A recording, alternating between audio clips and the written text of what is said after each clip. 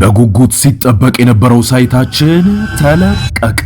የትላልቅ ንግዶች መነሻ በሆነችው ተክለ ሃይማኖት ዘመናዊ ዱባይ ስታንዳርድ ሞል በአንድ ዓመት ጊዜ ውስጥ ተረክበው ወደ ስራ የሚገቡበትን ከ25 ካሬ ሜትር ጀምሮ ከበቂ የመኪና ማቆሚያ ጋር ከግራውንድ ፍሎር እስከ 3ኛ ፎቅ ድረስ ለመኪና መለዋወጫ፣ ለኤሌክትሮኒክስ፣ ለስቶር፣ ለካፍቴሪያ ሁሉንም እንደ ምርጫው ነግዶ ለማትረፍ ገዝቶ ለማከራየት ሱቅ ከነገበያው አቅርበንሎታል። እንዲሁም ፒያሳ ወዳጅነት ፓርክ ፊት ለፊት ባለ 1 መኝታ በ3.6 ሚሊዮን ብር፣ ባለ 2 መኝታ በ5.8 ሚሊዮን ብር ሙሉ ክፍያ በመሸጥ ላይ እንገኛለን። ለበለጠ መረጃ ከታች ባለው ስልክ ይደውሉ።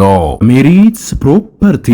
ሰላም ጤና ይስጥልኝ። የተወደዳችሁ የሰለዳ ሚዲያ አድማጭ ተመልካቾቻችን እንዴት ቆያችሁ? ለዕለቱ መራርጠን ወደ እናንተ ለማድረስ ያዘጋጀናቸው አዳዲስ ትኩስና ወቅታዊ መረጃዎችን ይዘን ቀርበናል። መረጃዎቻችን እየተከታተላችሁ እስከ ፕሮግራማችን ፍጻሜ ከኛ ጋር እንድትቆዩ ከወዲሁ በታላቅ አክብሮት ጋብዛለሁኝ።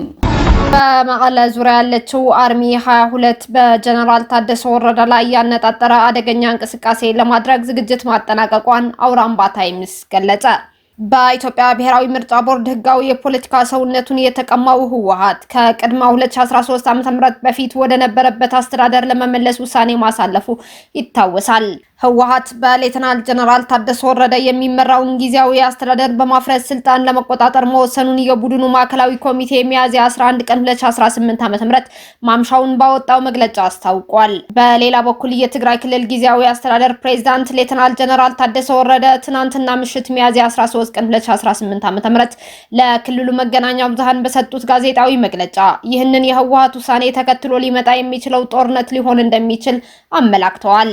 አክለውም አማራጩም ጦርነት ወይም ደግሞ ያለውን ሰላም ዘላቂ እንዲሆን ማድረግ ነው ብለዋል።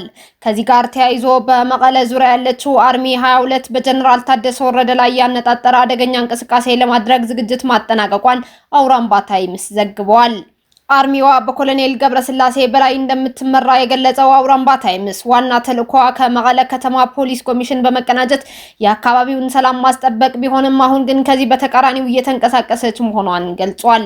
ይቺ በኮሎኔል ገብረስላሴ የምትመራው አርሚ 22 የተሰኘች የህወሓት አርሚ የሰራዊት፣ የፖሊስ እንዲሁም የጸጥታና ሚሊሻ ጽሕፈት ቤት የተገኙበት መድረክ በትናንትናው ዕለት አካሂዳ እንደነበርም ተገልጿል። በመድረኩ በፌዴራል መንግስትና በትግራይ ክልል ጊዜያዊ አስተዳደር መካከል ባለው ወቅታዊ የፖለቲካ የግንኙነት አቋምን የሚያንጸባርቁ ሀሳቦች ላይ መወያየቷንም ተያይዞ ተገልጿል። በዚህም አርሚዋ ባካሄደችው ስብሰባ ላይ የፌዴራል መንግስት የተፈረመውን የፕሪቶሪያ የሰላም ስምምነት አፍርሶታል፣ ባልፈረመ አካል የተሾመ ጊዜያዊ አስተዳደር ተቀባይነት የለውም ስትል አርሚዋ አሁን ያለው ጊዜያዊ አስተዳደር እንደማትቀበለው ገልጻለች። እንዲሁም የጊዜያዊ አስተዳደሩን እቅዶችና መመሪያዎች የሚቀበል ማንኛውም ሰው ጠላት እንደሆነ ተደርጎ ይቆጠራል፣ በሱም ላይ ጥብቅ እርምጃ ይወሰዳል። እንዲሁም ካሁን በኋላ በ2.8 ሚሊዮን ህዝብ የተመረጠ መንግስት ብቻ ይመራናል የሚል አቋሞች በአርሚው እንደተወሰነ መረጃዎች ገልጸዋል። ይህንን የአርሚዋ ውሳኔ ተከትሎ በመቀለ ዙሪያ ያለችው አርሚ 22 የተባለች የህወሓት ጦር በጀነራል ታደሰ ወረደ ላይ ያነጣጠረ አደገኛ እንቅስቃሴ ለማድረግ ዝግጅት ማጠናቀቋን ነው የተገለጸው። የትግራይ ክልል ጊዜያዊ አስተዳደር ፕሬዝዳንት ጀነራል ታደሰ ወረደ በበኩላቸው በትናንትናው ምሽት መግለጫቸው ላይ ህወሓት ከ6 ዓመት በፊት በክልሉ በተካሄደው ምርጫ የተቋቋመው ምክር ቤት እንዲመለስ ያስተላለፈው ውሳኔ የፕሪቶሪያ ስምምነትን ውድቅ የሚያደርግ ነው ሲሉ የተቹ ሲሆን አክለው ማን ለማን ነው ትግራይን ጥሎለት የሚሄደው? በኋላስ ትግራይ የማን እንድትሆን ነው በማለት ከክልሉ እንደማይወጡ አስታውቀዋል። በዚህ የጀነራል ታደሰ ወረደና የህወሓት ሽኩቻ የትግራይ ህዝብ በከፍተኛ ስጋት መውደቁንም እየተነገረ ይገኛል። የኤርትራ አፋር ብሔራዊ ኮንግሬስ ወደ ትጥቅ ትግል መግባቱን አወጀ። የኤርትራ አፋር ብሔራዊ ኮንግሬስ ሰኞ ሚያዝያ 12 ቀን 2018 ዓ.ም ባወጣው ይፋዊ መግለጫ በፕሬዝዳንት ኢሳያስ አፈወርቂ የሚመራውን የኤርትራ ሻዕቢያ መንግስት በትጥቅ ትግል ለመጋፈጥ መወሰኑን አስታውቋል። ፓርቲው እስካሁን ሰላማዊ የፖለቲካ ስልት ሲከተል ቢቆይም በመንግስት በኩል በደንካሌ አፋር ህዝብ ላይ የተፈጸመ ነው ያለው ከባድ የሰብአዊ መብት ጥሰት፣ መፈናቀልና ስደት ውሳኔውን እንዲቀይርና የኤርትራን መንግስት በትጥቅ ትግል ለመጋፈጥ እንዳስገደደው ገልጿል። የፓርቲው ስራ አስፈጻሚ ኮሚቴ አባል አቶ የሱፍ አሊ አብደላ ለዶቼ ቬሌ በሰጡት ቃል በህዝቡ ላይ የደረሰ ያለውን በደል በዲፕሎማሲያዊ መንገድ ብቻ ማስቆም ባለመቻሉ የትጥቅ አማራጭን መምረጣቸውን አረጋግጠዋል። ይህ አዲስ አዲስ አቋም በኤርትራ መንግስትና በድርጅቱ መካከል ያለውን ፍጥጫ ወደ አዲስ ምዕራፍ ያሸጋገረ ሲሆን በኤርትራ የፖለቲካ መልክዓ ምድር ላይ ከፍተኛ መነጋገሪያም ሆኗል።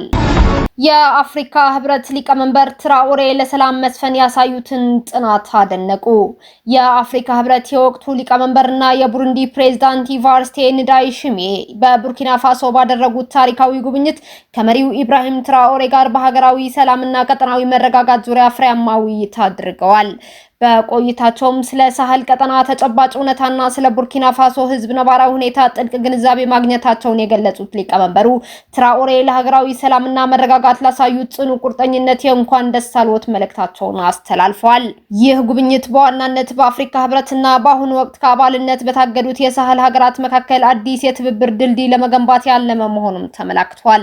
ፕሬዝዳንት ንዳይሽሜ ከውይይቱ በኋላ ወደ የጋራ መጻኢ ዕድል አብሮ ለመጓዝ የሚያስችል ትክክለኛና ተጨባጭ ሪፖርት ለአፍሪካ ህብረት ለማቅረብ ማቀዳቸውም ይፋ አድርገዋል።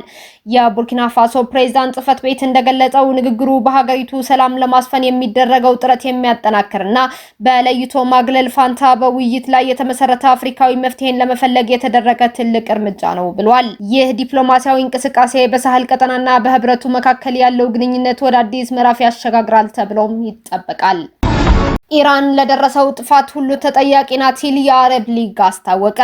የአረብ ሀገራት ኢራን በሆርሙዝ ሰርጥ ላደረሰችው ጉዳት ካሳ እንድትከፍል ጠይቀዋል። በመካከለኛው ምስራቅ እየተባባሰ የመጣው ውጥረት ተከትሎ የአረብ ሀገራት የውጭ ጉዳይ ሚኒስትሮች ኢራን በአረብ ሀገራት ላይ ለፈጸመቻቸው ጥቃቶችና ለሆርሙዝ ሰርጥ መዘጋት ተመጣጣኝ የካሳ ክፍያ እንድትፈጽም በጋራ ጠይቀዋል። በባህሬን ሰብሳቢነት በቪዲዮ ኮንፈረንስ የተካሄደው ይህ ስብሰባ ባሳለፈው ውሳኔ ኢራን በጆርዳን፣ በተባበሩት አረብ ኤሚሬትስ፣ በባህሬን፣ በሳውዲ አረቢያ፣ በኦማን፣ በኳታር፣ በኩዌት እና በኢራቅ ላይ ለፈጸመችው ጥቃት ሙሉ ዓለም አቀፍ ተጠያቂነት እንዳለባት አስታውቋል። በመሆኑም በሀገራቱ ላይ ለደረሰው ጥፋትና ኪሳራ በዓለም አቀፍ ሕግ መሰረት ኢራን ሙሉ ካሳ የመክፈል ግዴታ እንዳለባት ሚኒስትሮቹ በአጽንኦት ገልጸዋል። ከዚህ ቀደም ኢራን፣ ሳውዲ አረቢያ፣ ኳታር፣ የተባበሩት አረብ ኤሚሬቶስ፣ ባህሬን እና ጆርዳን በኔ ላይ ለተከፈተው ጦርነት ተባባሪ ናቸው በማለት የካሳ ክፍያ ጠይቃ እንደነበር ይታወሳል።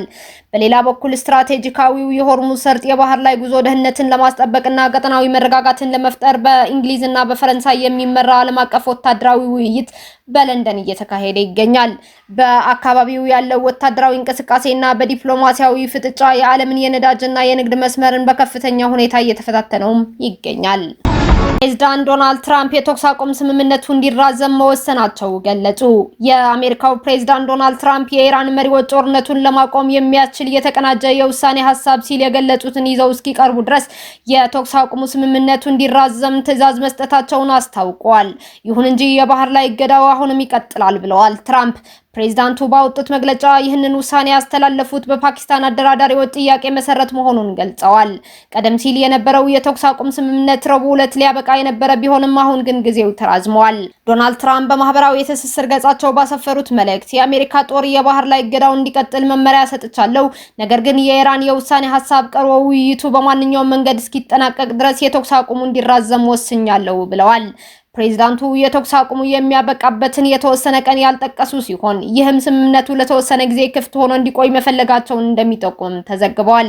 ኢራን ለፕሬዝዳንቱ ንግግር እስካሁን ይፋዊ ምላሽ ያልሰጠች ቢሆንም ታስኒም የተሰኘው የሀገሪቱ የዜና ወኪል ግን የቴህራን አቋም በኋላ ላይ በይፋ ይገለጻል ማለቱን አልጀዚራ ዘግበዋል። ፕሬዝዳንት ትራምፕ ይህንን ውሳኔ ከማሳለፋቸው ጥቂት ሰዓታት በፊት የተኩስ አቁሙ እንዲራዘም እንደማይፈልጉና ለኢራን የተሰጠው ጊዜ እያበቃ መሆኑን አስጠንቅቀው ነበር። ሆኖም ኢራን በአሜሪካ የባህር ላይ እገዳ ምክንያት በፓኪስታን በሚካሄደው ድርድር ላይ የመሳተፍ እድሉ አነስተኛ መሆኑን መግለጿን ተከትሎ ሀሳባቸውን መቀየራቸው ታውቋል።